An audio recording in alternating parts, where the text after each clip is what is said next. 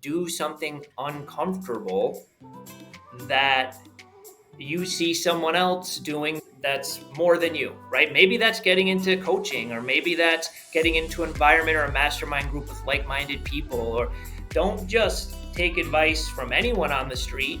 Find someone that's doing what you want to do, and then question, talk to them, see what you can learn, and get a little bit uncomfortable in that process. Because if you're doing the same thing you're doing now, you're going to get the same results.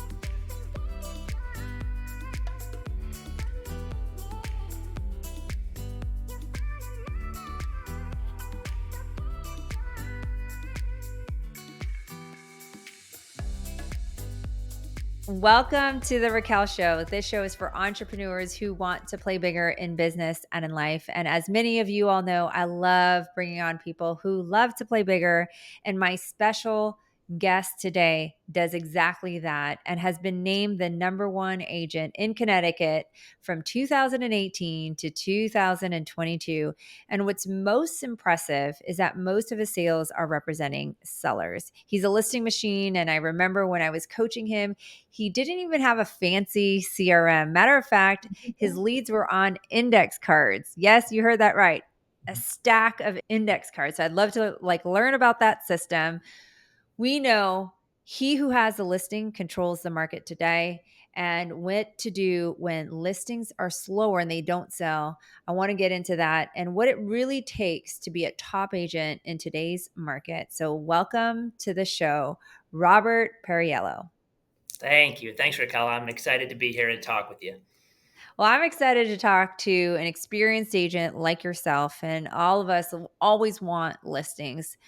So I want to get right into the topic. It's not often that we have people on the show that truly dominate listings. So when you decided to say yes, I wanted to talk all things listings, as many people want to go get those listings or have listings that we want to sell. You've been doing this for 9 years, licensed for 14 years. When did you decide that you were going to focus on listings? So I think it was right at the beginning. So I had my license 14 years. I was a teacher, and I always had the license on the side, but was kind of afraid to just take that first step, right? And I had the motivation. I saw other agents doing it, but I didn't know the path. I didn't know the how. And so I was talking to everyone I could, my brokers, and searching internet, YouTube videos like this. And I started following Mike Ferry, and luckily he teaches this listing process that is so focused on listings, and I bought into it. I believed in that process. I started following it, using some scripts, honing my skills, and I got some success early, and that's really what gave me the confidence to say, okay, I can do this. I'm going to go all in on listings. If you go back on that journey, luckily Yeah. you had found, and that was actually my first coach was Mike Ferry when I got into the business. And what skills did you have to learn to actually, it's mindset first that you bought into it, but then what do you think looking back are the skills that people need today to go take listings? So I really think that a lot of agents overcomplicate it. And they're trying to do so many things at once that they really can't gain traction on anything. So I feel like I was lucky in those early years because I was new. I didn't have any bad habits. So I just started picking up the phone and calling and prospecting. And I had this very singular focus where I wasn't even looking for a buyer. If a buyer came to me, I wasn't going to turn them away, but I was never searching for buyers. I was only searching for listings. So I think really simplifying it and having that mindset where that's your focus is critical, because there's just way too many distractions in our business if Yeah. you're not honed in and have clarity on that. So you got into prospecting. You had to learn scripts as a listing agent or what to say and to actually book appointments. Yep. And just knowing the game and knowing that people will hang up on you, how did you overcome the fear of these objections? Because you still do that today. You still Sure. prospect 14 years later Yep. in the business daily or sometimes. No, every day, 5 days a week. So how do you get that mindset, and especially when you're new, to overcome rejection? I guess again in the early years I was lucky. Like I was in an environment where I had people that supported what I was doing because not all brokerages and places support prospecting, right? So it would have been easy if I was in the wrong place to say, "Hey, this is what I'm doing," and people are hanging up on me and stuff. For the broker to say, "Oh, don't do that. It's not working. Do just sit at the front door and wait for people to walk in, or do open houses or something." But my broker, who's staying broker to today, um, very listing oriented, similar mindset. That's what they teach. They supported me. They reassured me. And I think for someone that's starting anything new, we all need that support, whether it's an exercise program, your business, whatever. We need that. How long do you prospect for? And So what's your goal when you prospect? minimum 3 hours a day. 3 hours a day. And I really live by the standard. If I'm not prospect, that's a day off. I'm not I'm not in business if I'm not prospecting because the real estate's a great business. We get to help people. We get to earn a good income if we're doing it right. But we start at zero every day. If we don't prospect, there's no inventory on the shelves if we don't go have a way to go find it. So I really believe in that theory and that if I'm not prospecting every day, then I'm not in business. So you do it for 3 hours. Is it more of a goal every day in your mind that I'm just going to prospect for 3 hours? Or do you actually have a goal to set a number of appointments? What's your thought process when you That's a start every day that you're in business? That's a good question. And to be honest, it's changed over the years. In the beginning, I was very focused on hitting a certain number of contacts. What it used to be 15. In the early days, it used to be 15. I would just try to get 15. And then it was 20 and 25 and 30. And I don't think there's a right or wrong to this. I think it depends on the personality type. For me, what I noticed when I put a number on it, if I'm going to try to talk to 30 people, I started rushing the calls, and so I wasn't present. I wasn't providing value. I wasn't being as good of a realtor when I was rushing and chasing a number. So over the years, I have changed it to I'm going to prospect for 3 hours. I'm going to be present on each call. I'm going to go through my sources, but I'm not going to beat myself up if I don't hit 25 or 20, or I'm just going to go do my job for 3 hours, if that makes sense. Yeah. Yeah. So it's one thing that you do have that I've seen over and over is discipline. 3 hours, no matter what. And if you were to break down like this process, because the whole thing that you do is you prospect every single day to go get listings. And so you had to learn what to say on the phone. Two, I'm assuming you had to learn how to handle objections. And three, almost had to figure out how to actually close for the appointment. 100%. So if anyone's listening out there, if you want to get into the listing game, it takes consistency, it takes skill, but we get skills by sometimes just repetition in this business. So I was just going to say that I think that's the critical piece. I also think this is a muscle that can be built. Yes. Like in the beginning, like I said, maybe my goal was 15. In those early years, I might have been 2 hours a day. And those 2 hours might have felt like eternity. Like I tell the story to my team now. Those early years, I can remember staring at my phone, and I'd be afraid to press the numbers. I would stare at it like for 5 minutes, and then I would just make myself dial it. And Yeah. in those early years, I would literally read off a sheet of paper as I was on the phone. That was my way of practicing. I would read on the phone because they don't know you're reading on the other side. And to Right. your point, it's just reps. All of a Yeah. sudden, over time, it doesn't just happen in a day, right? That's why people get it. But over time, now you're not staring at the paper, and now you're you don't have the butterflies every time you make the call, right? You got to work through that. Yeah. So good. Who do you actually call? So I know what people are thinking, okay, I'm going to get the scripts, I'm going to download it, and you can download them all over the place now. Like whether it's online, YouTube, everyone has access to scripts today. You get the scripts, right? Who do you call in the beginning or now? in the beginning and then now? What does your schedule look like? Okay. So in the beginning, I was super focused on expired and FISBO. It's all I did. Probably for the first year, maybe 2 years. I had a real hang up with calling my database. I didn't care what the strangers were saying to me, but I was really self conscious. And if I'm being honest, probably still am. Those are still harder calls for me to make to my database. So I don't know if it ever goes away completely. But at some point in those early years, I just kept hearing all the top agents saying you need more sources and your database is the key to growth. And I just started to gently start to call the database too, and also work in some just listed, just sold calls, right? So luckily, thank goodness I did that, because for the past 3 or 4 years, the expired and FISBOs they're not that they're gone completely, but they are, you can't run a business off those Right. anymore. But Right. you can on just listed, just sold in your database if you're doing them every day. So luckily I transitioned. So today I still do them all. I start with the expireds and FISBOs, then I go to just listed, just sold. And I always finish up the day with the database because those usually feel good. They're easier calls when people are friendly on the other side. So I always like to end there.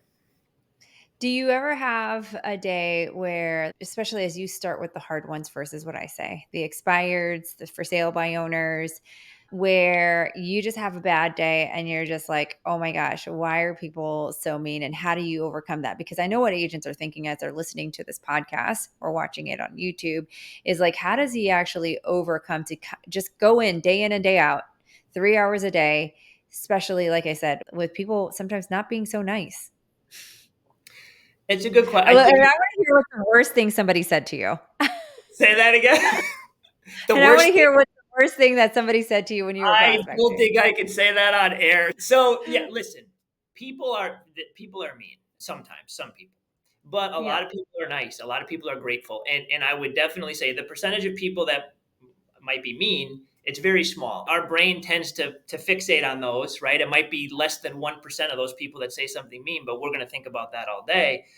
But I can't tell you how many people I've called. They didn't even list with me, and we just got into a conversation. At the end, they thanked me for calling and sharing the update on the market, and then I'll put them in my database if I have a great conversation like that with someone, and then we'll keep in touch. And some of my greatest clients I met that way, just to call and we talked, and they didn't do anything in the beginning, but we kept in touch for years. So I think it really adds up. How did I get over that?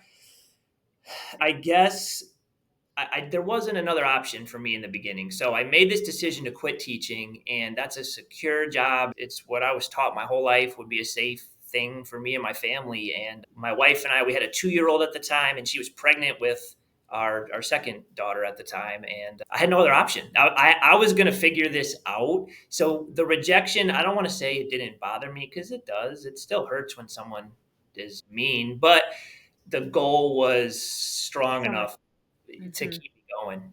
Yeah, So find your why that makes you you got cry, and you gotta just focus on that, and that's gotta be way more powerful than whatever anybody says on the other line that you don't even know, a stranger. 100%. And I think that's with anything in life. Like, you're not gonna stick with it if you don't truly want it inside for some bigger reason. If you're just chasing money or something, I don't think that's enough. What's your favorite opener line that kinda calms people down, that gets them into rapport really quickly since you are a machine when it comes to prospecting? What's I your some of your favorite scripts? I guess it would depend on the source, but you want to say like an expired? Let's do an expired. Okay, so something I might tell them, I always try to put myself in the other person's shoes, really. So something I might say to them is they say something rude or try to hang up right away. I might say, listen, I know your phone's probably been ringing all day long and you've probably talked to 5 to 10 agents already, right? Yeah. And just empathize with them. And they're going to say, yeah, I know you. They may even vent a little more at you. I don't want to bother you. I'm just curious, if you had received an acceptable offer last week when you were on the market, would you have taken it? Yeah, And then, I okay, would've. okay. Then based on that, where would you have moved to next if you had sold the home, if you had got that offer last week? Florida, Florida. Great. Well, that's exciting. What do you think stopped the home from selling? the agent. The agent, right? So then you can get into your questions, but you got to break down that wall in the beginning, and it's usually like empathizing with their situation, why they're upset. That's so good. Okay, so you, Robert, are growing your team and you're helping agents build a business and have a life. What would you say it takes for a new agent or even a seasoned agent to be successful in today's market? So I think we touched on a few already. I don't think it's possible. I actually love to hear your thoughts on this. I don't think it's possible to grow a sustainable business if you're not listing oriented, especially now more than ever. The way the market is with the inventory and with all the new NAR regulations, if you're listing property, it puts you in control of your business so you can make decisions to grow that business. And if you're not, you're simply chasing. And I don't think you can grow a sustainable. What do you think? Do you think it's possible to be buyer heavy and grow, or do you think? What are your thoughts on that? I'm I curious. think it depends on I do think that it's possible for you to be a buyer's agent in today's market. However, Okay. you hit it on the nail on the head where it's not necessarily predictable or sustainable long term, right? Because you're going to constantly chase as long as your pipeline is full of buyers, but it does require more of your time versus listings. Longevity wise, you want to be a listing agent. Longevity wise, control wise, you want to be a listing agent. And eventually, you're going to be a listing agent at some point. If you are a buyer, if you've represented a buyer and they have to sell to go move or downsize, so you're going to have to learn that skill anyways. But I That's fair. think most agents choose, especially the ones that are on teams today, they choose to be buyer heavy because of how the team is structured. So you can be successful. However, if you decide to go on your own or you want to control your time, you're going to have to learn how to get listings. Yeah, I agree. Yeah. Yeah. Sometimes when we go into business, we have like good months and we have not so good months. And let's say an agent isn't hitting their goal this year. I know a lot of agents out there that are struggling more this year than they have since last year. What would you say would be the top three things, in your opinion, they should do today to drum up business? Okay, good question. So for one, I'm going to say that's normal. I don't know about, and this used to really bother me because I'm very growth minded. So I wanted to grow each year. And then Yeah. everybody, this day and age, everybody's on social media and they're talking about how well they're doing. So it's everybody else is growing. Why am I not? And at some point, I learned, or I'm still trying to learn, that take it all with grace because Yep. it's not like a teaching job where you're going to get a paycheck every week. There's going to be months where you hit it out of the park and then months where you don't, and years when you hit it out of the park and then ones that are down a little bit. So the growth isn't a straight arrow, it's this like jagged line upwards. So I think you got to understand as part of the process. That's what I try to reassure myself with. It helps me with this because it's a real thing. But in terms of something that are action steps that you can do, Mm-hmm. I think you have to have a plan and you have to be clear, right? Keep it simple, keep it measurable. Take it a month at a time or even a week at a time, whatever helps you stay on track. And we're all different in that way because you have to stay on track. If you're going to try something or add a source or try a new style of prospecting or open house strategy or whatever you're using, and you only try it for a week or a month, you're probably not giving it enough time. I like to try to give things a good 6 months if I'm going to try them to be able to evaluate if I should keep spending time on it and not. So I think that would be the most important thing is give it time. The second thing I would say is do something uncomfortable that you see someone else doing that's more than you, right? Maybe that's getting into coaching, or maybe that's getting into an environment or a mastermind group with like-minded people. Or don't just take advice from anyone on the street. Find someone that's doing what you want to do and then question, talk to them, see what you can learn, and get a little bit uncomfortable in that process. Because if you're doing the same thing you're doing now, you're going to get the same results, right? Or close to it. So you got to be clear. You got to get a little bit uncomfortable and keep moving. The third thing, keep moving. Don't stop because you only lose, you Yep. only fail when you stop. If you keep moving, it's impossible to fail. You're either going to win or you're going to learn, and you just keep moving forward. So well said. And as you look back on your 14 years, what strategies or practices do you believe, Robert, that have contributed to your success today? So It's funny. I've always been in like mastermind groups, prospecting groups, had coaching. I worked with you and got such good advice from you. And so I've always tried to surround myself with others. But I think something I learned in that process is I was in a prospecting group one day, and one of the guys on another agent in a different state said, "You know what? I just finally figured it out.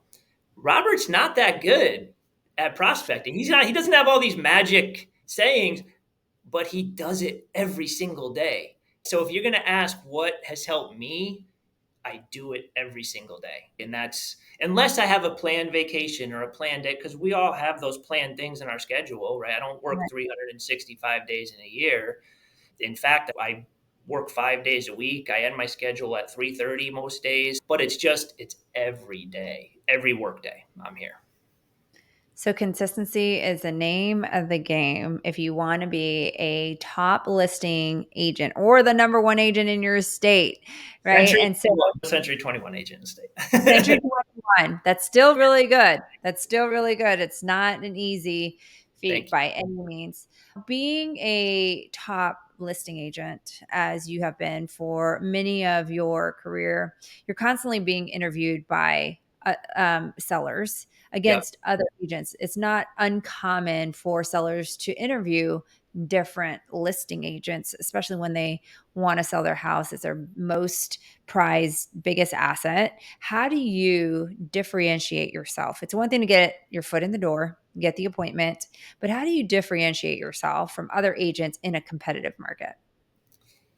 That's a good question. So I guess a couple of ways. So one, I'm very introverted by nature, which I think actually helps me a lot on listing appointments because I like listening. I don't necessarily want to be there talking I like asking some questions and listening. And a lot of agents have the misconception. I forget who said it. Selling is not telling. I didn't make that up. I learned it somewhere, and it really stuck with me. When we start talking and telling people what to do, we push them away. So I think one thing that maybe it's natural for me, or that I learned as I was a teacher way back in the day, is ask questions and listen, and then really listen and try to solve their problem. And I think if you're really listening and present and show them you can solve the problem, I think people feel that. And I think when you're just talking at people and selling yourself, you sound like most agents that are going on the appointment telling everyone how great their company is and all the fancy things they're going to do. And I'm more focused on what your goal is and then how I can help you reach your goal. Right. And I think you can relate to people a little better on that level than talking about all the marketing you're doing. Yeah. Speaking of marketing and personal branding, and now we've got this whole nother thing of social media. How important do you feel personal branding in real estate matters? And how have you developed yours? That's a good question. So in the beginning, I didn't do it at all. Like you said, I literally used note cards. I wanted to keep it as simple as possible. But you get to a point where you get good at a skill and you want to add a layer to your business. So I don't believe that should be how your business is centered. I think you need to know the basics of the business first. You need to know what questions to ask, how to talk to people. I would put my energy there. But then once you have that in place and you're comfortable helping people through the process, I think calendaring some time each week to start to put your brand out there, and you were a great help with me with this, is critical because now, probably even more than 9 years ago, when I first started really getting into listings, when I set an appointment, they're going to research me online. And Yeah. if they find nothing, okay, you don't really maybe hurt yourself like that, except some people really want an online presence. So if you don't have anything on there, it could be a negative. But if you've presented yourself as an authority figure in the business and you're giving some good educational valuable material in your little clips on whatever platform you're using and they start to research you, I think that gives you a huge advantage on a listing appointment. You have a little bit of trust before you even walk in the door. So I don't think it's a magic pill, but I definitely think it's a nice layer, and it's something that everyone should be doing once they have the fundamentals down. Yeah, so true. I think sometimes we get caught up in the bright and shiny object, and you couldn't have said it better, is you want to get your fundamentals and your foundation set first and then add in a layer. So I love how you approach that. One of the things I've noticed about you and top agents is that you're always willing to learn, be coachable, and do things that are uncomfortable. And you've said it already is I saw you like just jump into social media, right? I'm sure it wasn't like you said, it wasn't your forte, but you just did it. And now you're building a team. What advice would you give to agents, or how do you develop that mindset of just doing it without thinking? Like you just, like I would tell you, go do a story. And I remember one of your first stories, there was like words on your face, Yeah, but yeah, you did it. yeah. I think action, it's just always been what I believe. Like action is more important than doing things perfect. And I also truly believe everything I've ever done in my life, I've learned best by actually doing it. You definitely want to do your research and do your reading. But if you're just stuck in the book or you're stuck on the YouTube videos and watching and reading and learning all the time and you're never applying anything, you can't gain any traction. So I do agree that's important. But the best way to learn is get in there, make a mess, make a mistake, put the words on your face, and then have someone tell you about, because you can't see things sometimes until you actually get in and start doing it. Like your mind can only see what it knows. So sometimes you have to do something different so you can start to see things you didn't see before. It's definitely uncomfortable. I don't want to pretend like it's not, but if I see the value in something, I'm willing to try. And I think that's something that's important for agents to do. Yeah, so good. They say that when you can visualize and you start to have, it's like you almost have like pixels. And the more you do it, the more pixels it goes on the picture, the more clear it gets for you to obviously, and that happens through only taking action, which I love that you said that. You obviously have a team, you run a business, you also have a family. How do you manage work life balance in such a demanding profession where, like you said, you end at 3:30? What happens when a seller calls you at 7:30 or 6:30? Like, how do you manage it all with your work life balance? So I think it comes down to someone's why. And I think if something is important enough, there's always a way to do it, to solve the problem. So in the beginning of my career, I remember a really good friend of mine who's I still have an accountability call once a week with her. She was on stage at an event and she talked about her schedule being 7:30 to 3:30 or 7:30 to 3. It was something ridiculous. And it like blew my mind. I was like, oh my God. I was like, she can't be serious. So I talked to her after the event and tried to understand how she did it.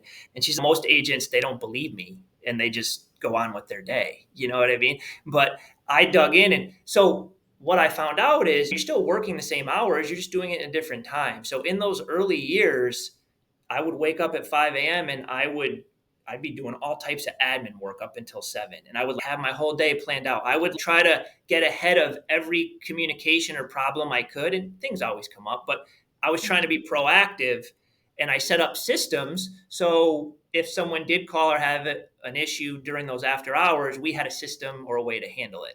And I think that was critical. So if you put in enough thought in your day, it's never going to be perfect. But I like to go by the 80% rule that if you can stick to the schedule 80% of the time, you're winning. So set up a system that helps you with the schedule you want, and then give yourself a little grace when something goes wrong, because it will every now and then. It's just part of the process. So good. What's one lesson you wish you would have learned sooner in this business? Ooh, that it doesn't happen as fast as you want it to. My first year full time, I went from teaching to real estate full time. I did 47 deals, and I thought it was. I was like, oh my god, this is. I'm just going to keep growing every year. But I hit walls and so many walls in between, and got stuck and plateaued and went backwards, and then went up again. And so the patience of it, and now I think we all want results, but I think I give myself a little more patience and understanding. I'm not as hard on myself as I was in the early years. So be patient with it. Yeah. A book that you would recommend to anybody that's listening that has changed your Oh, perspective, that has changed your life.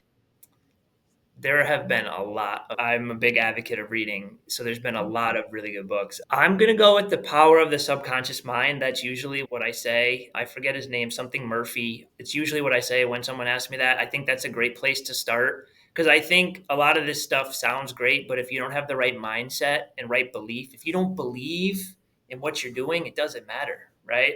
So I also think you could have the belief and not even know what you're doing and still get results because you Yeah. believe and things will happen. So that book I think is critical to help people really believe in what they're doing and just figure out and understand how the mind works a little bit better. So good. What's next? I've asked you a lot of questions. What's next for Robert? What are you most excited that you're working on right now in your business? Okay. I was a teacher. We've talked about that. So what I'm really excited about now is that I have had some success at being a listing agent. And I think there's a big need for it in this marketplace that we're in to learn the skill.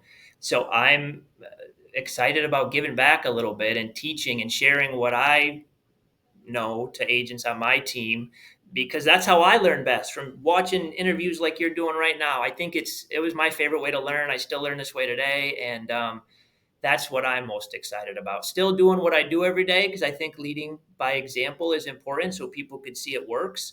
But I'm most excited about helping the agents on the team start to get that belief and confidence and then learn how to list property too. So good. And as we wrap up, there's always one question that I ask every single person on the show is what does Robert do to play bigger at business or at life? Oh man, I think it's this. I'm trying to learn. I'm trying to get out of my comfort zone and do new things. And it's not always easy because I like everybody else like to stick with what works in my routine. So I have to force myself when Raquel says, "Hey, do you want to do this podcast?" And I'm like, "Oh, I don't know. Go do it. Get in there and try it and learn." And so I think that's what I'm doing to play bigger, trying new things as much as I can when the opportunities present themselves. You heard it here. A person that is a top listing agent continues to still learn. And I'm so glad you did this podcast interview because there's so much that people can learn from you. And even still today, I know people that have been in the business 10 years, 7 years, 5 years do not have the discipline and do not have the consistency. And you're hearing it from a veteran in the business, still does it today. Nothing fancy, he has the discipline to keep going, even with all the success he has had. I really appreciate you and all the things that you do for our industry and you impacting the people in our community today by just listening to your podcast interview or watching it on YouTube. Thank you so much, Robert, for being on the show. I appreciate you. I will always continue to support you in playing bigger, my friend. Thanks, Raquel. Thank you so much for having me. Thank you.